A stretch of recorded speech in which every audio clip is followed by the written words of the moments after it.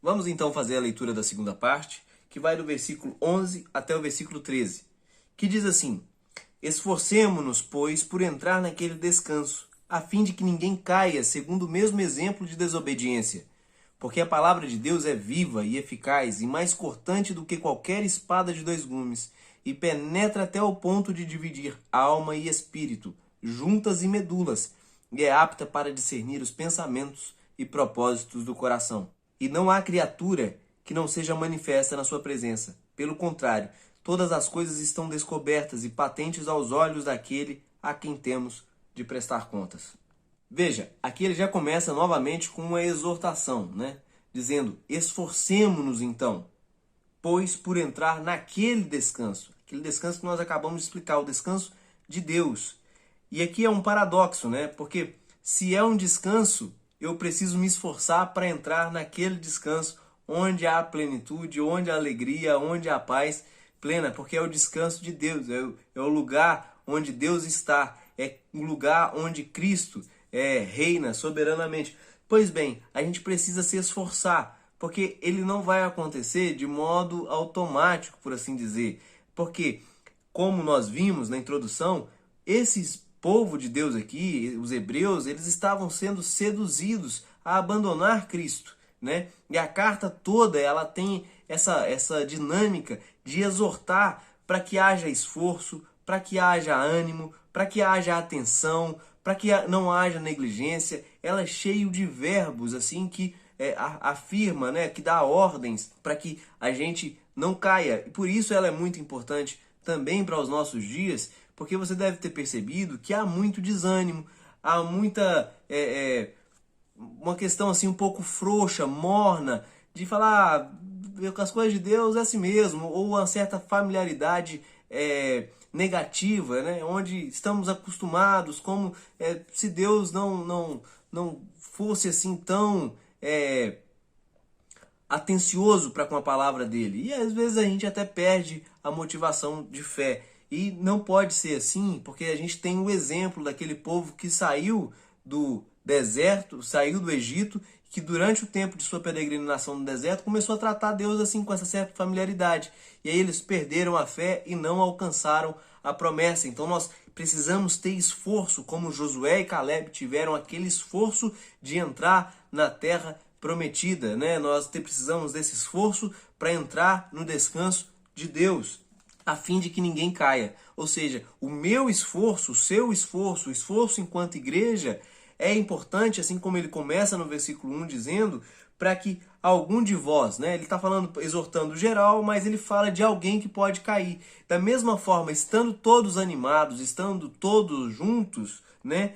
A fim de que ninguém caia. Se alguém cair, estando o resto todo forte, a gente ajuda um ao outro a se levantar. E a gente não cair no mesmo exemplo de desobediência que eles tiveram, que foi transformar o coração deles mesmos em um perverso coração de incredulidade que os afastou do Deus vivo. E aí ele vai dizer, porque a palavra de Deus é viva e é eficaz. E ela é mais cortante do que qualquer espada de dois gumes.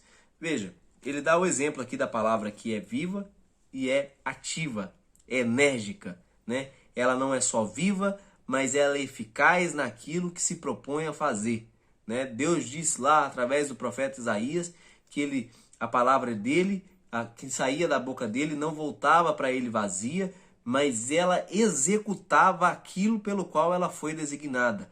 Assim como a chuva que desce do céu, que rega a terra e depois sobe de novo, assim também é a palavra que sai da boca de Deus. Ela é eficiente. Ao sair da boca de Deus, ela faz aquilo que ela se propõe a fazer. Ela executa, ela é energia pura, ativa e viva. Pois bem, a palavra de Deus, que é viva e eficaz, o autor aqui vai compará-la a uma espada de dois gumes, que era a arma mais afiada que tinha. Ela não tinha um corte só de um lado, ela cortava dos dois lados e provavelmente era a melhor arma que tinha naquele tempo. Hoje nós já temos aí várias formas de armas, bombas atômicas e armas muito poderosas. Então isso aí a gente poderia dizer que esse tipo de arma talvez já tenha caído num desuso. né? Já não é mais a arma poderosa, mais poderosa que existe. Ainda assim, a palavra de Deus continua sendo a arma mais poderosa que existe. Por quê? Porque nenhuma arma pode fazer o seguinte, pode penetrar até o ponto de dividir alma e espírito, juntas e medulas, e apta para discernir, julgar, ponderar os pensamentos e os propósitos do coração.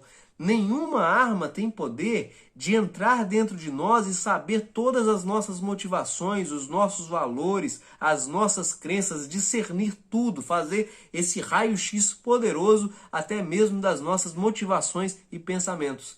Mas a palavra de Deus, ela tem esse poder. Ela é como uma espada de 2 gumes, né? Ela corta até o ponto de dividir juntas e medulas. Ela penetra toda a nossa estrutura, espírito, alma, corpo, tudo está ali, patente a palavra de Deus diante de todas as nossas motivações. A palavra de Deus é o grande instrumento de mortificação e santificação e vida de piedade e fé que nós temos.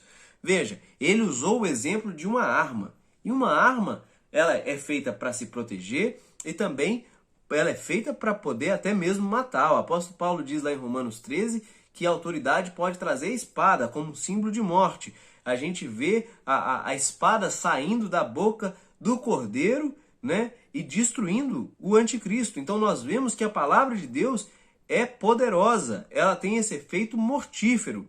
E aí, de modo que Jesus disse assim, olha, eu não vim condenar o mundo, as minhas palavras é que vai condenar o mundo. E quando a palavra de Deus ela vem até nós, a gente não tem muito para onde correr. Não há criatura que vai ter para onde correr diante da palavra de Deus. Não existe atitude indiferente à palavra de Deus. Ou nós somos salvos por ela, transformados por ela, edificados por meio dela, ou nós vamos ser destruídos por ela. Nós vamos ser condenados pela palavra de Deus. Não há indiferença. A palavra de Deus, a Escritura, não é como qualquer outro livro por aí que você possa ler e possa ser indiferente a ele. Não há criatura debaixo do céu que possa ficar indiferente à palavra de Deus. De modo que, se nós aceitamos a palavra de Deus com fé, então ali começa essa espada, ela começa a exercer mortificação, que é um lado da santificação. A santificação ela tem esse lado de mortificar as obras da carne. Como nós vimos na primeira etapa, as obras da carne é tudo aquilo que fazemos, né, para nos auto-salvarmos, para nos auto-justificarmos, para termos as nossas próprias obras de identidade, de termos a nossa própria personalidade por nós mesmos e termos salvação, tanto para nós como aos olhos dos outros. Aquele que creu no Senhor entrou no descanso, ele vai descansar. Então, a palavra de Deus vai exercer uma mortificação em nós, para que a vida de Deus, o amor, a alegria, a paz, a longanimidade, benignidade, bondade, fidelidade, mansidão, domínio próprio, comece a frutificar em nós. Nós só podemos frutificar no Espírito na medida em que repousamos, entramos no descanso de Deus pela fé, aquietamos o nosso coração em Deus. Então, a vida de Deus começa a ser frutificada em nós através do poder do Espírito Santo mediante a palavra, né? Então, quando a palavra vem ao nosso encontro, nós nos submetemos a ela, nós obedecemos a ela, nós batemos em submissão, em rendição à palavra de Deus. Aqui tem a imagem, provavelmente, no versículo de 13, né? Que não há criatura que não seja manifesta na sua presença, como se a palavra de Deus tivesse chegado até aqui, né? Na nossa garganta, e agora nós temos uma escolha a fazer, né? É como se fosse um lutador, né?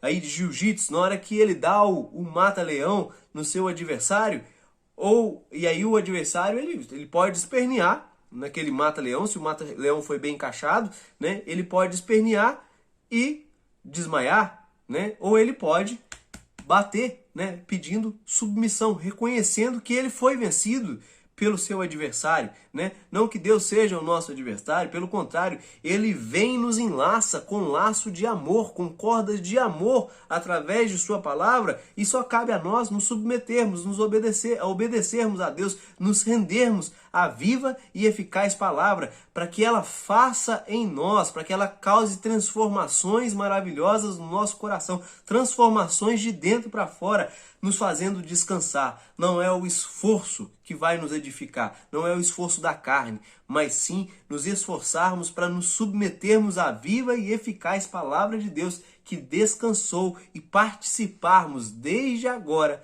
desse descanso eterno de Deus, nos transformando na imagem de Jesus. Isso é uma ótima, maravilhosa e poderosa notícia, porque não há criatura que não seja manifesta na sua presença. Pelo contrário, todas as coisas estão descobertas e patentes aos olhos daquele a quem temos de prestar contas.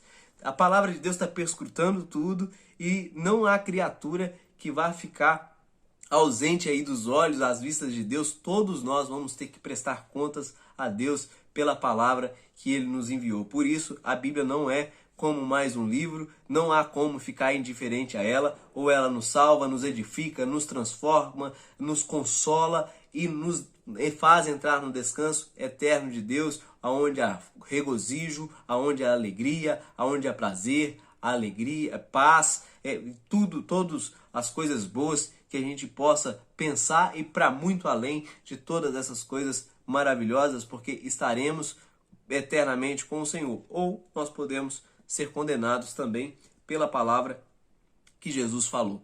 Então, que entremos nesse descanso eterno de Deus, tomemos posse e logo a gente vem com a terceira parte aqui do capítulo 4 de Hebreus.